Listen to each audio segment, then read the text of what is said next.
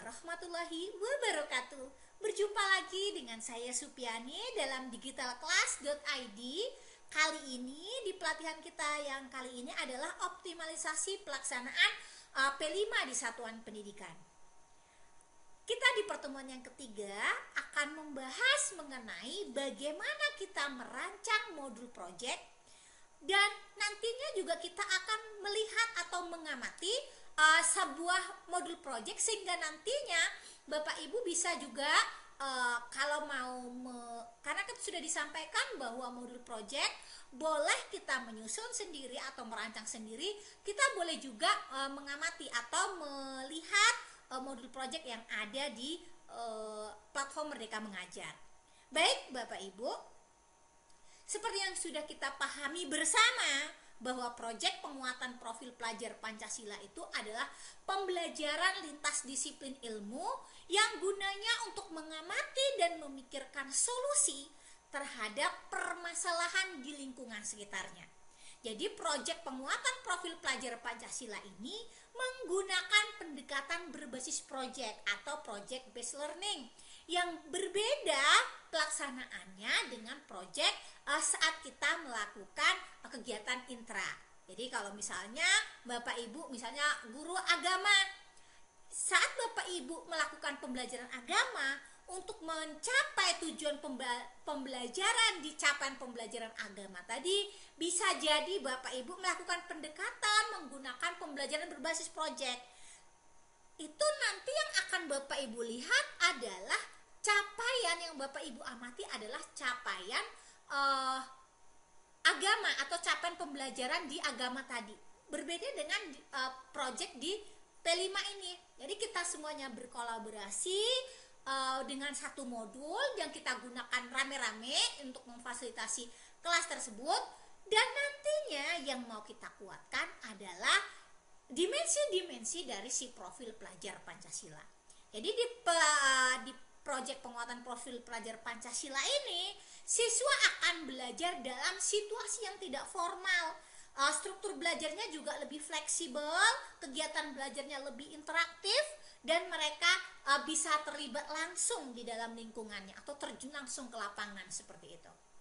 Baik Bapak Ibu, seperti yang sudah kita sampaikan bahwa untuk merancang modul project itu adalah gawenya tim fasilitasi project. Jadi koordinator project akan mengkondisikan, akan mencari kesepakatan apakah kita mau membuat atau merancang modul project atau kita mau mengadopsi modul project yang sudah ada. Jadi tim fasilitasi nanti di sini akan bareng-bareng bekerja sama merancang modul project, atau kita akan mengamati dan mendiskusikan bareng-bareng mana-mana saja elemen dan subelemen dari profil pelajar Pancasila. Kita akan menentukan alur kegiatan proyeknya dan tipe-tipe asesmen yang akan kita gunakan. Ya, tentunya harus sesuai dengan tujuan dan kegiatan proyek yang kita rancang seperti itu. Jadi perencanaan ini bisa kita modifikasi sesuai dengan kebutuhan dan kondisi tiap-tiap satuan pendidikan. Bisa jadi modul proyeknya hampir sama, tapi karena masing-masing satuan pendidikan, misalnya ada dari Hamidah tadi ada diadopsi oleh sekolah A, ada diadopsi oleh sekolah B. Namun karena situasi satuan pendidikannya mungkin sedikit berbeda, maka nanti kegiatannya juga akan berbeda. Ya nggak masalah seperti itu ya. Oke, jadi itu tadi, makanya tetap walaupun kita mengadopsi tim fasilitasi project, tetap harus berdiskusi elemen dan subelemen apa yang mau kita kembangkan, alur kegiatannya seperti apa ya. Kemudian kalau sudah, maka nanti modul project itu merupakan perencanaan yang mau dibawa ke kelas. Seperti kalau kita ngajar ada RPP-nya, ada modul ajarnya, jadi seperti itu. Jadi modul project ini dikembangkan berdasarkan dimensi, elemen dan subelemen dari profil pelajar Pancasila. Jadi nanti tim fasilitasi akan bekerja sama merancang modul project dan berdiskusi menentukan mana elemen dan subelemen yang mau kita kembangkan. Alur kegiatannya seperti apa, asesmennya seperti apa, itu dia ya. Oke, baik Bapak Ibu, ini salah satu contoh komponen-komponen yang ada di dalam modul project. Jadi untuk Bapak Ibu yang ada di pendidikan dasar, menengah, dan kejuruan, itu modul projectnya ada tiga bagian utama. Yang pertama yaitu adalah di informasi umum. Kalau Bapak Ibu yang ada di pendidikan dasar, menengah, dan kejuruan, itu informasi umumnya berisi identitas penulis modul, sarana dan prasarananya, target peserta didiknya apa, relevansi tema, dan topik proyek untuk sekolah seperti apa, nanti diuraikan. Kemudian komponen intinya ada deskripsi singkat proyek, dimensi dan sub-elemen dari profil pelajar Pancasila yang sedang dikembangkan, tujuan spesifik antar fase tersebut, alur kegiatan proyek secara umum, asesmen, pertanyaan pemantik, pengayaan dan remedial, dan refleksi peserta didik dan pendidik. Kemudian di bagian lampiran ada lembar kerja peserta didik, bahan bacaan peserta didik, glosarium, dan daftar pustaka. Bagi Bapak Ibu yang ada di PAUD, maka komponen dari modul proyeknya yang pertama ada tujuan kegiatan, ada durasi kegiatan, dan ada alat dan bahan yang digunakan. Di komponen inti ada tahapan permulaan, tahapan pengembangan, dan tahapan penyimpulan. Semuanya diuraikan di sana. Kemudian lampirannya ada kelanjutan proyek dan kegiatan selingan proyek. Ini aktivitas alur proyek untuk Bapak Ibu yang ada di Dikdaksmen ya. Jadi ada secara garis besar itu ada 4 tahapan. Tahap pengenalan nanti ada beberapa kegiatan, tahap kontekstualisasi ada beberapa kegiatan, tahap aksi ada beberapa kegiatan, dan juga tahap refleksi dan tindak lanjutnya juga nanti akan ada. Jadi seperti itu kita susun, kita sepakati apa saja kegiatan-kegiatan di masing-masing tahapan. Kalau PAUD tadi sudah disampaikan hanya 3, tahapan permulaan, tahapan perkembangan, dan tahapan penyimpulan. Apa saja yang ada di tahap permulaan? Jadi kegiatan ini misalnya kita membaca buku, nonton video, outing, dan lain-lain, misalnya untuk membangkitkan rasa ingin tahu siswa sehingga muncul ide gagasan untuk melakukan proyek. Kemudian di tahap pengembangan bisa melakukan dukungan atau fasilitasi kegiatan untuk memberikan pertanyaan pemantik. Kemudian di tahap penyimpulan adalah merefleksi anak, dari refleksi anak, refleksi guru, kita melakukan asesmen untuk memastikan keberlanjutan budaya positif dari proyek tersebut. Jadi karena di PAUD ya memang masih simple, sederhana, tapi harus kita rancang supaya mereka benar-benar punya pengalaman yang bermakna. Ini contoh alur pengembangan dimensi ya, bisa Bapak Ibu lihat. Jadi setiap elemen dimensi-dimensi dari profil pelajar Pancasila ada elemennya, di masing-masing elemen punya sub-elemen. Yang mana yang mau kita kembangkan? Kita lihat nanti ini akan kita gunakan, capaian-capaian ini yang kita gunakan untuk membantu kita membuat rubrik penilaian. Ya. Oke, ini rubrik penilaiannya. Jadi yang di tempat berkembang sesuai harapan, ini sesuai yang ada di sini, di alurnya.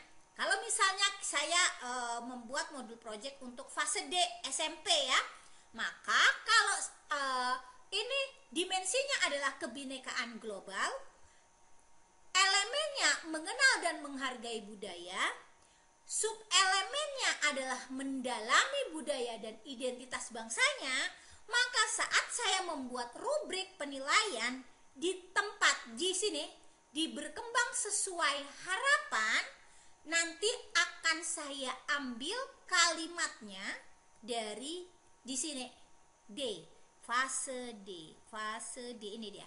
Menjelaskan perubahan budaya seiring waktu dan sesuai konteks baik dalam skala lokal, regional, nasional, dan menjelaskan identitas diri yang terbentuk dari budaya bangsa. Yang ini kita ambil untuk di sini, berkembang sesuai harapan. Kemudian nanti untuk mulai berkembang seperti apa, belum berkembang seperti apa, ini akan menurun, akan rentangnya akan berkurang, lebih dikurangi seperti itu. Oke, baik Bapak Ibu, itu contoh rubriknya. Baik, setelah ini kita akan melihat sebuah modul project untuk kelas untuk fase D ya. Di sini adalah gaya hidup berkelanjutan, temanya disusun oleh Putri Hamid ya. Jadi ini adalah fase D. Jadi ini ada tujuan, alur, target, capaian projectnya seperti apa, dituliskan di sini. Kemudian nanti tahapan-tahapannya, tahap pengenalannya seperti apa, tahap kontekstualisasi, kemudian ada tahap aksi dan tahap refleksi dan tindak lanjut. Ini dituliskan langkah-langkahnya Bapak Ibu di sini. Setelah itu ada dimensi apa saja yang dikembangkan? Ini ada dimensi beriman dan bertakwa kepada Tuhan Yang Maha Esa dan berakhlak mulia. Kemudian subelemennya memahami keterhubungan ekosistem bumi. Kemudian yang subelemen satu lagi adalah menjaga lingkungan alam sekitar. Jadi ini target yang di rubrik di dimensi profil pelajar Pancasilanya ini, nanti aktivitasnya ini. Baru kita ini yang bernalar kritis karena ada 2 elemen ya. Berarti selanjutnya kita menggunakan cara penggunaannya. Ini kan bisa kita adopsi ya, atau kita pakai. Ini namanya relevansi project dengan sekolah ya, seperti itu. Jadi kemudian ini cara penggunaan perangkat bisa kita kalau adanya cara penggunaan perangkat ini boleh kita yang bukan tim penyusun bisa menggunakannya. Jadi ada panduannya kan lebih mudah. Nih, uraikan aktivitas pertama kita seperti apa di dalam kelas. Ya, di tahap persiapannya seperti RPP atau modul project modul ajar ya. Ada tahap persiapan, pelaksanaan, tugasnya seperti apa. Jadi supaya kita saat mendampingi mereka kita juga tidak kebingungan karena kita sudah punya bekal, sudah punya persiapan seperti itu. Alokasi waktunya juga sudah ada, bahan-bahan yang kita sampaikan, ada nanti artikel, slide PowerPoint. Peran kita sebagai fasilitator, jadi menyediakan artikelnya, menyediakan slide PowerPoint-nya mungkin, atau kita mengajak mereka untuk mencari informasi seperti itu.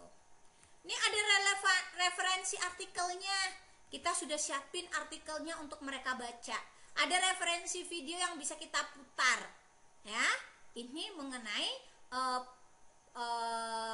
dampak perubahan iklim ya, faktor perubahan iklim itu apa saja, dampaknya seperti apa. Ini ada uraiannya di dalam referensi-referensi ini, baik dalam artikel maupun video. Kemudian aktivitas kedua dan seterusnya sampai ada di lembar refleksi Bapak Ibu. Jadi kalau kita misalnya ada beberapa kali tahapan, kita lakukan evaluasi dan refleksi seperti itu ya. Ini kemudian aktivitas 4, ada lagi aktivitas 5, buat juga observasi supaya bisa kita mengamati mereka ya, melakukan refleksi juga jangan lupa. Kemudian jadi refleksi tidak hanya di akhir, di tengah-tengah juga, di depan juga kita melakukan refleksi. Kemudian aktivitasnya 6 juga ada persiapan, itu kan kunjungan. Nah, jadi kita apa saja persiapannya. Jadi ada persiapannya Bapak Ibu, bukan ujuk-ujuk tiba-tiba langsung menuju ke tempat kunjungannya seperti itu. Aktivitas yang ke-6 bagian doa pengayaan dan seterusnya sampai di aktivitas yang ke-21 ada asesmennya, rubrik asesmennya. Ini sumber referensinya. Harapannya nanti mereka punya produk akhir seperti ini, misalnya taman, mereka menanam seperti ini ya. Terima kasih atas atensinya Bapak Ibu. Saya mudah-mudahan apa yang kita pelajari bersama ini bisa dapat kita terapkan di satuan pendidikan kita, dan kurang lebih saya mohon maaf. Wabillahi taufik wal hidayah. Assalamualaikum warahmatullahi wabarakatuh.